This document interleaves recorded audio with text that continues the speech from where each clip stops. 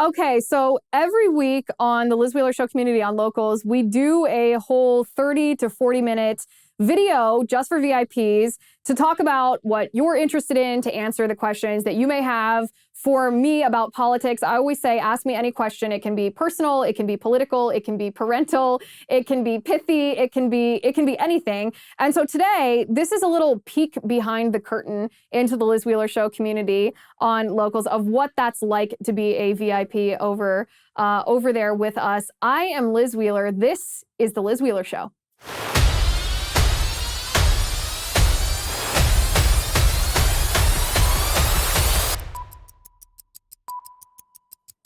Now, I love paintyourlife.com. Now that we can get out and travel and take vacations again, we want to celebrate some of our favorite times. And the best way to do that is by turning our new memories into art. When I heard about paintyourlife.com, I thought, oh my gosh, I love this. What a great idea. All you do is you send a picture of yourself, maybe you and your spouse, maybe your children, a family picture, a special place, someone you loved who isn't around anymore, a cherished pet, even an action shot of you or your children playing your favorite sport, and a professional artist paints that into a portrait. Like I said, I absolutely love this. It makes the perfect gift for any occasion because it's meaningful, it's personal, and it can be cherished forever. It's also fast. You can receive your portrait in as little as 2 weeks. At paintyourlife.com, there is no risk. If you don't love the final painting, then your money is refunded, guaranteed. And right now, as a limited time offer, get 20% off your painting. That's right, 20% off and free shipping. To get this special offer, text the word Liz to 64,000. That's Liz to 64000. Text Liz to 64,000. Paintyourlife.com helps you celebrate the moments that matter most. A mandatory disclaimer here: message and data rates may apply. Terms apply. Available at paintyourlife.com/terms. Again, text Liz to 64,000. So as always, over on the Liz Wheeler Show community, I post every week and I say, ask me your questions, whether this is political, whether it's personal, whether it's parental, whether it's just a pithy question. This is going to be our fun interaction where I answer all of your questions to the best of my ability. And I usually say that I don't read the questions beforehand because I want my authentic response, but sometimes I cheat and look at them ahead of time, just a little glance ahead of time. Full disclosure, that's what I did today. I didn't just while I'm sitting here at the desk, right, as we're getting the lights on and getting mic'd up, I did take a quick peek, so don't hate me for that. Lots of great questions today, and we're going to start with a non-political question. Conservit says, is Lady Baby on a vegan diet, or do babies need more of a traditional meat and potatoes kind? Great question. Lady Baby does not like food. It's actually very funny. She has never liked solid food. It's always been, or it is still, a challenge for me to get her to eat a lot of solid food. My plan is to not give her meat, at least at the beginning, to have her on a diet of whole foods, plant-based at the beginning, but that's pretty similar to any diet at this stage of the game because she doesn't eat a whole lot. She doesn't eat a big variety of solid foods right now because she doesn't like them. She's still at the phase where it gets all over her face and all over her hair and all over the high chair more than it gets into her face. But it's obviously, as a parent, you know this. It's really fun to watch her go through this. Green Shoe has the next question. Green Shoe says, how come the Republican Party in California will not endorse Josiah O'Neill? They also not endorse Larry Elder, both two highly qualified individuals. I've been to a few Republican events, and it seems to me, and more like a drink fest than logical thinking and planning a plan forward. I'm not familiar with Josiah O'Neill. Particularly, I share your concern, however, with the Republican Party of California, especially how they handled Larry Elder. This is actually not just exclusive to the California Republican Party. The Republican National Committee, the RNC, they've written off California. They say, oh, it's the land of fruits and nuts. It's a hotbed of radical leftism. Both of which, by the way, are true. And I say this as someone who loves California despite that. I don't understand when the Republican apparatus just looks at California and says, well, we don't care. Literally just 2 decades ago, 3 decades ago maybe, California was a red state. When a state is a blue state or a red state, it doesn't mean that they're going to be a blue state or a red state forever. Look at the history of our country. Swing states have changed. States that are swing states now were not swing states 10, 15 years ago. States that were swing states 30 years ago are not swing states now. This changes based on changing demographics, based on changing technology, based on a lot of different things, based on changing ideologies in both parties, and practical policies in both parties. It's insane to me that Republicans have written off California, because if you look at the demographic of voters in California, yes, there are a lot of liberal voters concentrated in the cities, in Sacramento, in San Francisco, in Los Angeles. But if you look at rural California, it's largely red. There are a lot of conservative voters in California, and voters in California, regardless of party, do want some practicality. They don't like the crime. They don't like the high taxes. They don't like the hypocritical politicians in their state capital. So there's an opportunity for Republicans and conservatives to say, actually, we're going to put partisanship aside for a second. We're going to offer you what you want, which happens to be, of course, a conservative ideology. And this could be done with the support of Republicans at a federal level. But even, by the way, in 2016, President Trump did not come to California to bolster the Republican candidate for governor, which was insane to me at the time. I don't know why they do this, and we should pressure the Republican Party to address California more. Okay, Irv Lupi says, hi, Liz, I've heard about Russia lying and a lot of propaganda about war from both sides. I thought this is no different than our government, CDC, schools, or activists. Is there anybody held to a moral standard? Does anybody act on behalf of mankind, and what is best for the general good? It's so disheartening. Well, this isn't exactly a question, but yes, the Russians pretty much always lie. That's their standard. That's their modus operandi. There's been a ton of propaganda in the Russia-Ukraine war from both sides, of course. I mean, a lot of the information that Ukraine released about the war at the beginning, remember, like the ghost of Kyiv, all of that was entirely propaganda. Now, I understand the role propaganda plays in war. All's fair in love and war. Sure, engage in propaganda. That's part of how we fight wars these days. So I don't necessarily have a problem with that. I do think it's unfair to conflate the Russian government's propaganda with the propaganda of the CDC. Both are bad, but Vladimir Putin is significantly worse. He is a dictator, a tyrant, a killer. He is evil. He is murdering people intentionally and doing so under a false premise. So yes, I mean, the moral standard that politicians are held to has always been very, very low, but it is sunk below low, and we the voters should try to hold our politicians accountable. What I don't like, and I know this is an edgy thing to say on big tech, what I don't like is I don't like big tech actually censoring Russian propaganda, not because I think Russia or Vladimir Putin are right. I think they're abhorrent. I think they're wrong. I do think, however, that the American people can handle seeing things that are bad and that are false and that are wrong, and that they can determine that for themselves. And so I don't like to see social media companies actually censor Russian propaganda. I want to see what Vladimir Putin is saying. I want to see what his fake arguments are. I want to get inside his head. And you can do that by seeing what he's saying, even if what he's saying is a lie. So I don't think that we should have censorship of propaganda, even from the Russians.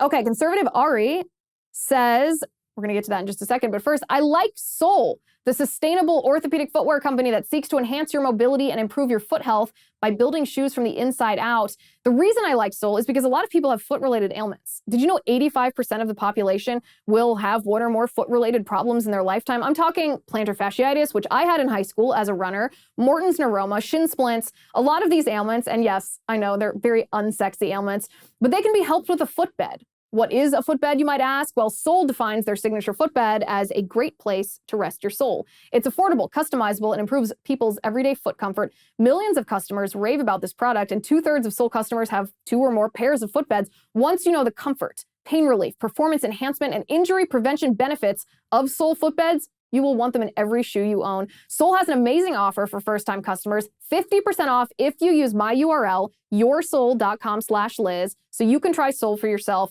They're so confident that you're going to love their products that they offer a 90-day money-back guarantee. Very hard to go wrong. This offer applies to all their items on the Sole store, be it footbeds or footwear, yoursole.com/Liz, yoursole.com/Liz. Okay, conservative Ari's question. She says, what are your thoughts on plastic surgery, culture, and social media, and how it influences the self-esteem of young women who are being told they need to look like the Kardashian-Jenner girls to be attractive?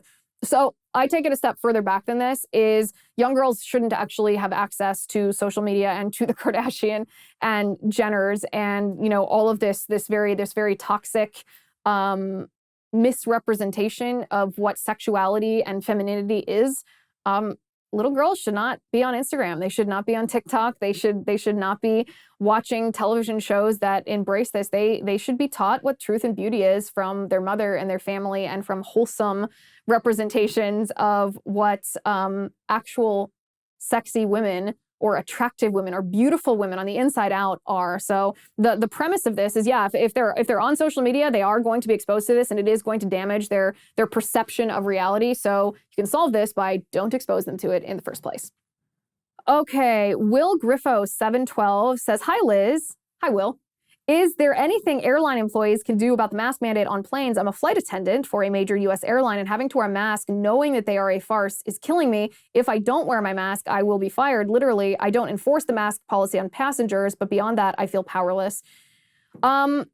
Will, I feel ya. I can't imagine what this must be like. I would say it sounds like you're doing the right thing already. Don't enforce the mask mandate on passengers. I can tell you, as someone who flies all the time and always brings my baby with me, it's horrible to have to wear a mask.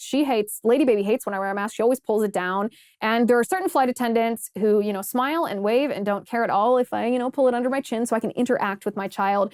And there are some flight attendants who are terrible about it. They are disrespectful, they are condescending, they are threatening, they are inhumane about it. And so you're doing the right thing, not enforcing it. I would say if there's a way for a town hall type forum where you can express to the leadership at the company how you feel, that you don't like this, that it makes your ability to do your job more difficult, do it. I mean, corporate boards do respond to their employee base and as well as their shareholders. So try to make sure that they understand that there are people in the company who disapprove of this. And thank you for not enforcing this on passengers. We all greatly appreciate it. Christian says, "I feel you should incorporate guests into your show more frequently. What are your thoughts on this?"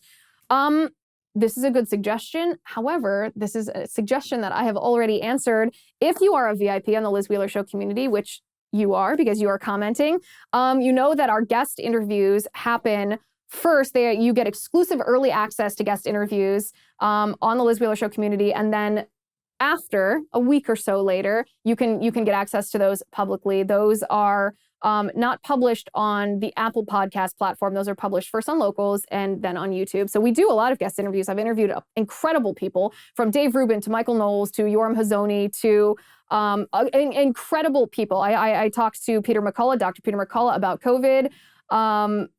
They're fascinating people with fascinating discussions, and we like to. It's more fun to sit down and have a longer conversation than to have very short sound bites like you do on cable news. So it's here. It's here, right here on the Liz Wheeler Show community on Locals. Okay, Ed Green asks, "My baby sister was a 5th grade math teacher. She left the profession after being threatened with 'you are either with us or against us' agenda from the entrenched tenured teachers at the school." Oh, I'm sorry to hear that, Ed. I'm sorry for your sister.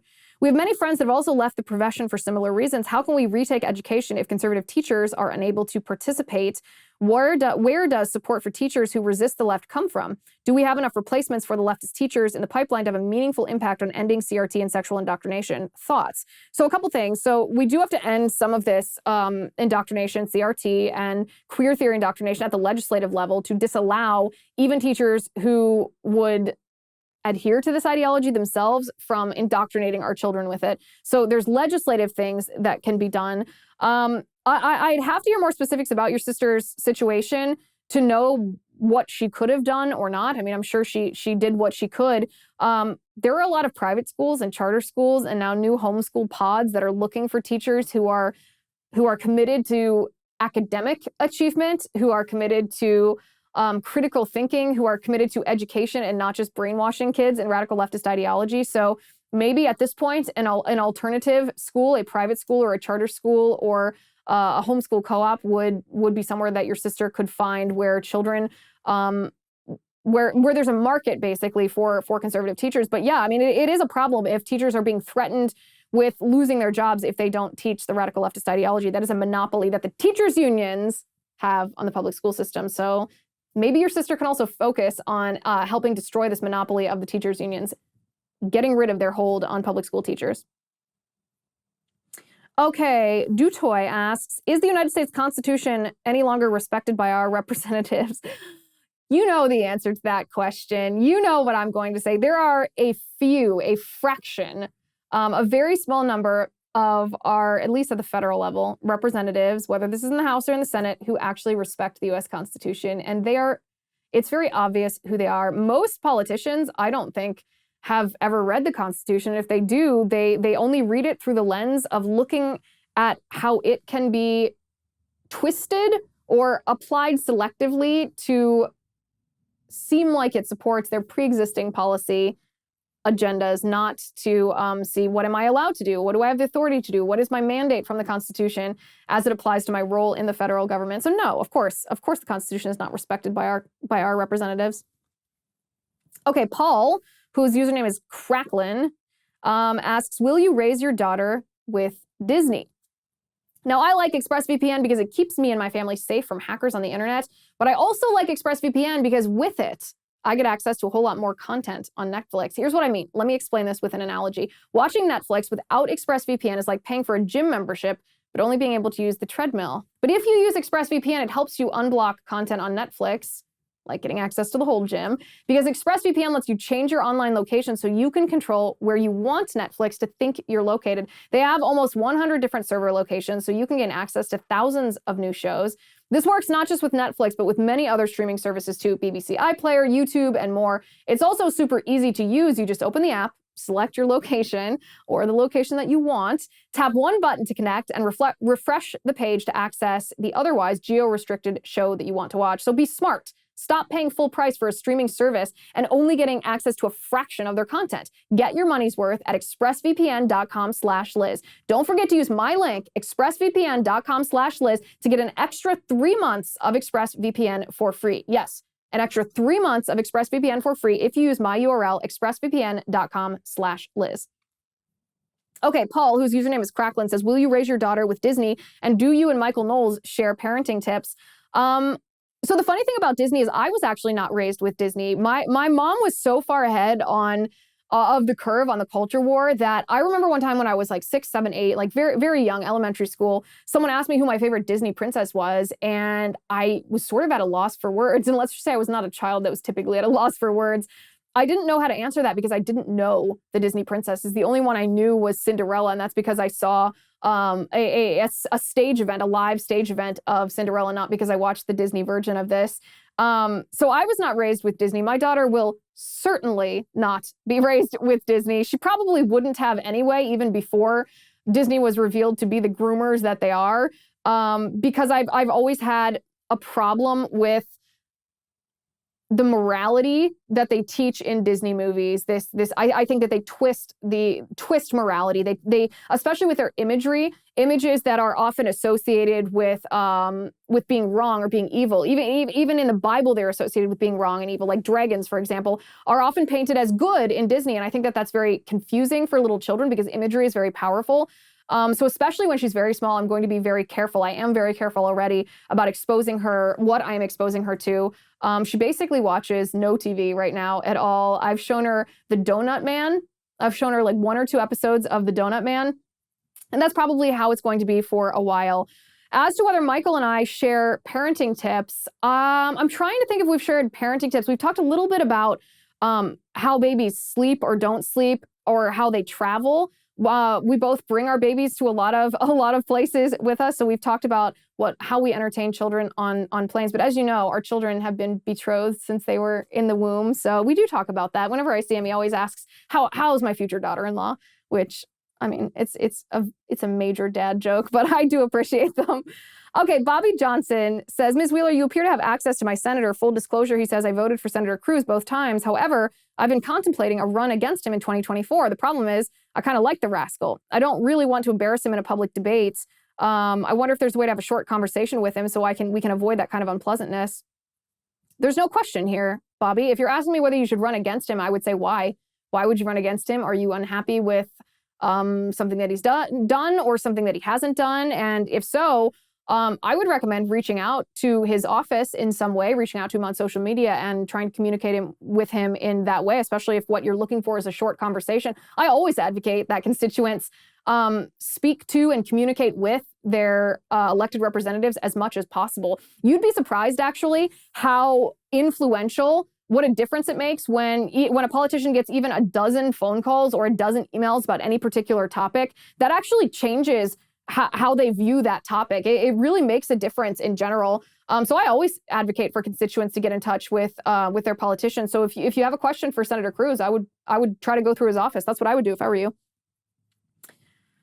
Okay. Tabar Reos, I should say, that's your username, says, I will cheat and ask 2 questions. That is allowed. You may have 2 questions. One about politics and one more lighthearted. Pick one or both or none if you so choose. Oh, this is teeing up. You're teeing this up pretty good. Politics question. A lot of left-wing woke dogma, critical race theory, queer theory, abortion, open borders, etc., is now talked about in a work corporate environment where even whole companies put out statements supporting certain positions. When do you think it's appropriate for the workers of those companies to say they are not on board, whether that be your coworkers or even supervisors? Well, first of all, it always depends on the level of necessity to keep your job. If it would be absolutely detrimental to your personal life to lose that job, then you do have to play it a little safer, right? I mean, that's just the reality of the thing. If you're worried that speaking up would cause some kind of retaliation, if you're not worried about any kind of retaliation, then for goodness sake, speak up. Talk to your coworkers. Certainly about, I think that should be okay no matter what the circumstance, but talk to your coworkers certainly about ideology. And if you can, send it up the chain of command, send it up the corporate ladder. If you don't like the policies that your company is embracing, you just have to understand that if you work for a company like that and they hold some views and you hold opposite views and you challenge their views, then they can retaliate. They can cause you to lose your job or not obtain a promotion, or any number of retaliatory things. But I'm kind of a risk taker. I prefer to challenge and deal with the repercussions if I possibly can. You have to make that decision for yourself, but I support you, and I think it does good. Think about Disney specifically. Think about the headlines that it made when Disney employees have said, actually, we disagree with Disney's advocacy against the parental rights and education bill. We disagree with Disney being groomers. Actually, the vast majority of parents at Disney who work at Disney support that bill, that the corporate executives are so adamantly coming out in opposition. That's a powerful disconnect between corporate executives and their employees, and that can be really important. So you have a powerful role that you can play if you are willing to take that risk. Okay, your lighthearted question is, what was your most memorable vacation, family, personal, otherwise, and why? My most memorable vacation, well, are you talking about like a misadventure or like a wonderful vacation? Because actually, the answer would be the same. So my honeymoon was the most memorable vacation that I've taken for both reasons. Obviously, because it was wonderful, because you're in this newlywed glow. You're so excited to be married, and it's fun to go to the tropics. But also, when we landed at the airport on our honeymoon, I actually passed out at the airport. I fainted and spiked a really high fever and ended up in the emergency room with an infection. So the first night of our honeymoon, I was sitting with like IVs in my arms in a hospital room, not the honeymoon suite. And I was just like, welcome to in sickness and in health, to my husband. And he said what is perhaps one of the sweetest things that he's ever said to me, because I said, sorry that I'm such a burden, you know how it is. And he goes, you are not a burden, you are a blessing. And that is a combination of, a misadventure, but also one of the sweetest moments to start the marriage. So I would have to say my honeymoon is the most memorable vacation that I have taken, and that is why. Okay, Steve, 597 says, will there ever be any possibility of a third party fielding a viable candidate in national elections? I hope not, because a third-party candidate is always a spoiler, and typically a spoiler for a Republican candidate. So I do not advocate for third-party candidates at the federal level. And Steve asks another question: can you speak of your level of concern for Lady Baby as you and your husband raise her in a crazier and crazier world? Please juxtapose this with how you both felt about the world prior to knowing you were bringing your daughter into the world. So yeah, it's crazy being a parent, right? It's crazy seeing the things that you talked about in the abstract sense, like, oh, media is terrible and, children are being indoctrinated. It's crazy seeing that go from being a hypothetical abstract thing to being being a question that we ask ourselves on a daily basis. How do we protect our child? How do we raise her to be holy, to be godly, to be healthy, to be happy, to be whole in this world? And it changes from a philosophical examination to a very practical examination. And one of the things that has changed the most for me is just the level of prayer. I realized that I can't do this alone, that I pray all the time and ask for wisdom in my parenting, wisdom for my husband and I in our parenting, guidance in how to both protect my daughter, but also allow her to live in a world that is corrupted with evil. Pray for protection of her mind, her body, and her spirit, and understand that I cannot do this alone, that it requires God to also protect her from the evil forces, that the demonic or the satanic forces that are also engaged in this cultural battle, at every level, whether it's racism, whether it's transgender ideology, of our culture war. So it has changed tangibly my views, not my principal views, but how I looked at this. It was very concrete, very logical, very, 1, 2, 3, this is why it's wrong, this is what we do. And now as a parent, it's much more emotional, it's much more tangible, it's real. It's real. And of course I have concern, because everywhere you look, children are being assaulted by the radical left. They are the next, maybe even the final frontier in this Marxist assault on our nation, meaning the final frontier is the last step in tearing down the cultural institution of the family. The Marxists came after the family unit, they came after marriage, they came after monogamy, they came after sex, they came after women, they came after men. Now they're coming after children. And to understand the reality of the fact that my child is a pawn, my child is a target of the left, you wouldn't believe the mama bear protective instinct that courses through my vein on a daily basis. There is nothing I would not do to protect my child. I hope that answers your question. C. Campbell, 1946 says, how can we wait for the next election? We are losing our country now. Well, we don't have to wait for the next federal election to fight the cultural battles that we are fighting. I mean, think about the Florida bill. There's no timing on that. Think about the critical race theory bills, the parents on school boards across the nation, recall elections. None of these things has to do with the 2024 presidential election. Most of the battles in our country should be fought at the local level, and there's no election-related timeline on how to do that. So if you view the fight for our nation just as who's the president, then it will seem like we're losing our country. But if you fight at the local level first and then let it trickle upward towards the national level for our election for president, I think that you will feel that that the work that we're doing is actually working, that we are accomplishing something and not just sitting around and waiting. Okay, Danimal 3366 says, will you enroll your daughter in Catholic school or will you homeschool her? What do you see or what do you think are the advantages and disadvantages to both? The answer to this is I don't know yet. I, of course, would prefer to homeschool my daughter because I was homeschooled. I had a wonderful experience with homeschooling. I feel that it well equipped me academically, physically, sociologically, psychologically, all of these aspects that come under the heading of education, right? The social aspect of it, the academic aspect of it. I feel that homeschooling, the way that my mom and my dad homeschooled me, they did a very good job. I feel that I am very well equipped to think for myself and to be a contributing member of society, a self-sufficient adult. So I certainly would like to homeschool my child. My problem with Catholic schools is that the hierarchy of the church, of the Catholic Church here in our country, has also been corrupted by Marxism to a certain extent. This idea of equity, this idea of diversity, meaning skin color diversity just for the sake of skin color diversity, which defines someone just as the color of their skin, not their character.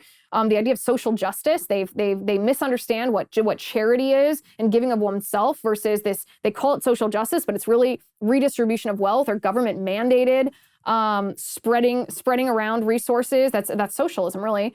So the hierarchy of the church and those who control Catholic schools have been somewhat corrupted.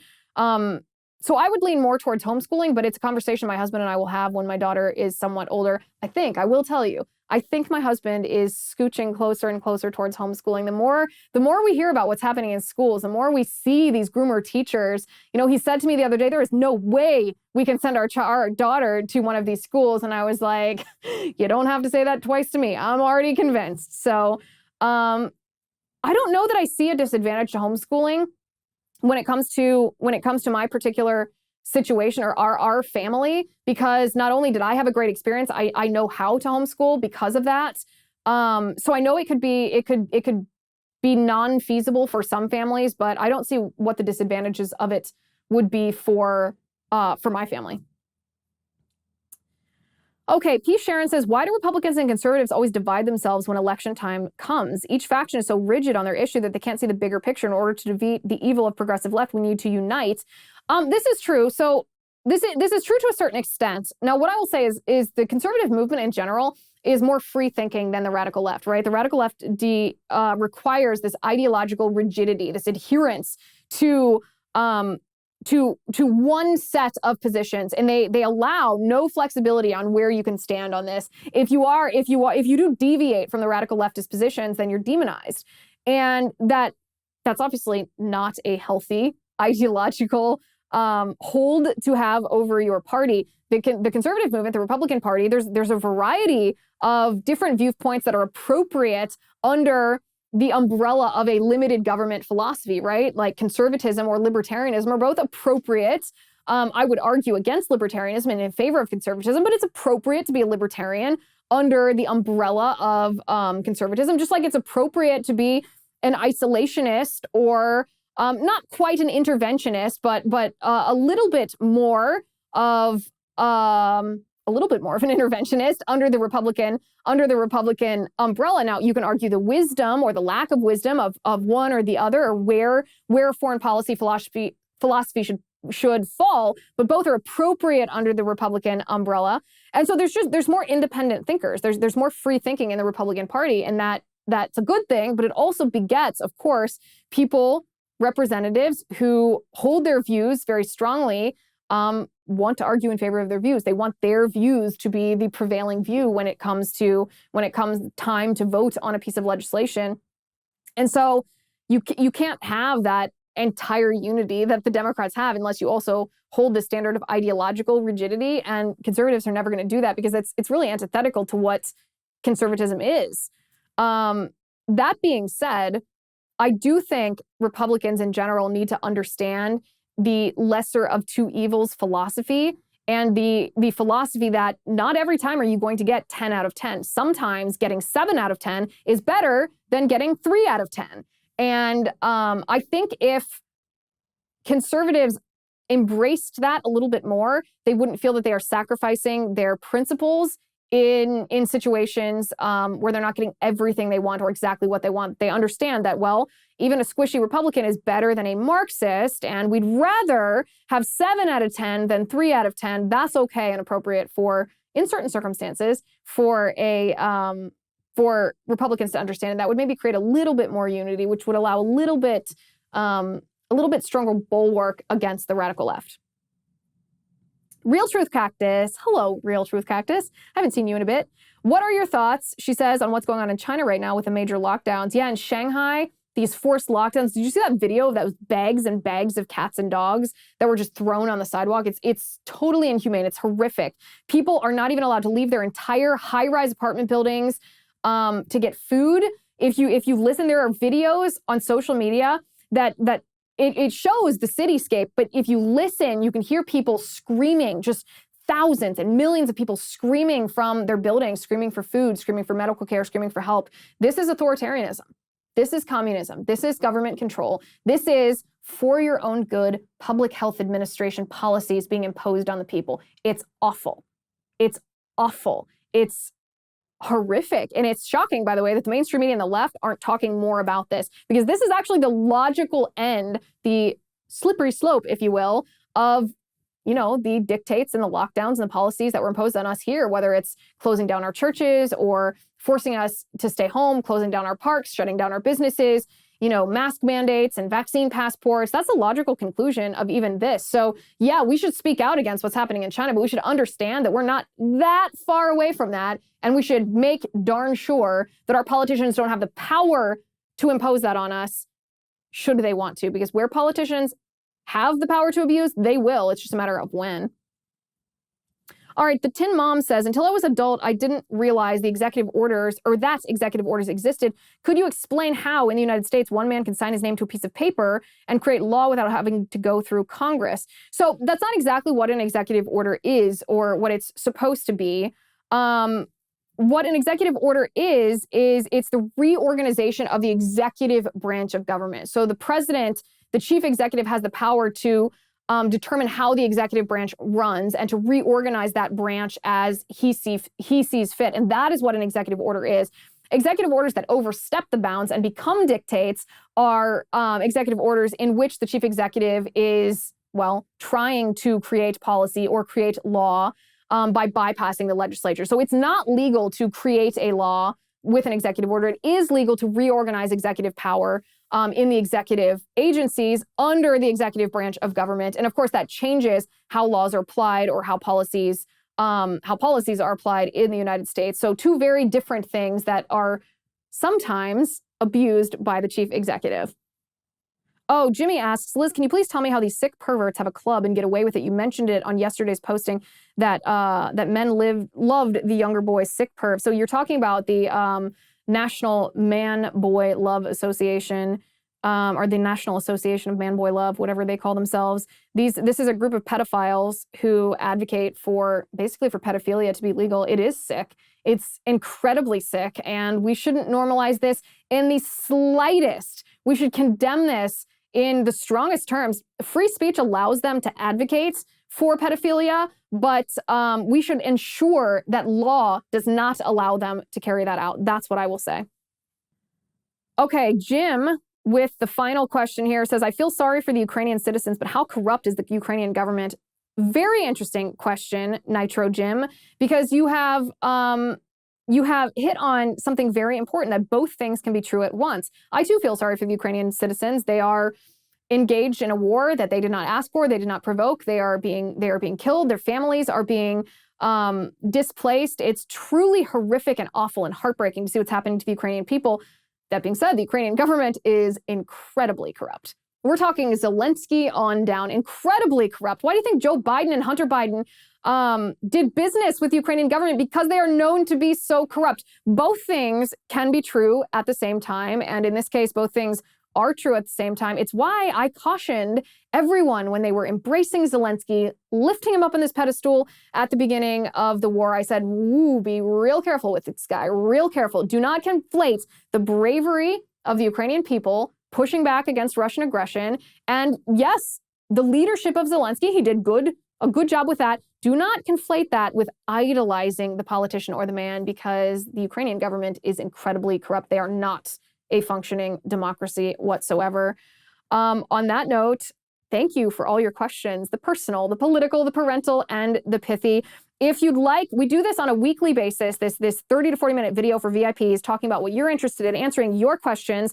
Join us on the Liz Wheeler Show community. If you use my promo code ACCESS, you can get 1 month free on your annual subscription at lizwheelershow.com/locals, or promo code ACCESS, lizwheelershow.com/locals. We do this every week, and we would love for you to join us. Thank you for watching. Thank you for listening. I'm Liz Wheeler. This is the Liz Wheeler Show. The Liz Wheeler Show is produced by Jonathan Hay, executive producer Chad Abbott, director of photography Kevin McRoberts, editor Alejandro Figuerella, sound mixer Robin Fenderson, director of marketing Emily Washler, production and talent coordinator Matt Toffler, and senior publicist Patricia Jackson. This has been a Soundfront production.